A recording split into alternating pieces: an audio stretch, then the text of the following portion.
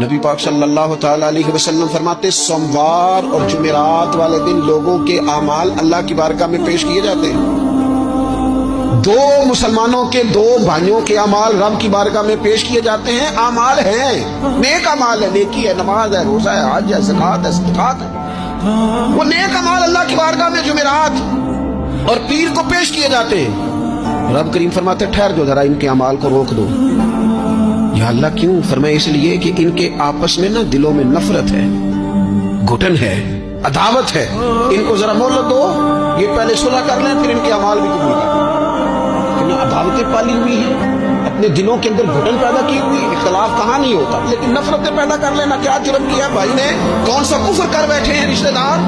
کون سی ایسی بات نکل گئی ہے جو زندگی کے ناطے توڑ کے بیٹھتے ہیں؟ رب کہتا ہے نہیں قبول ہو گیا ابھی اس کے اعمال, روک دو جب تک یہ آپس میں صلح نہ کر لیں. اور میں اس لیے کہ ان کے آپس میں نا دلوں میں نفرت ہے, گھٹن ہے, عداوت ہے. ان کو ذرا مہلت دو, یہ پہلے صلح کر لیں پھر ان کے اعمال بھی قبول کر لیں.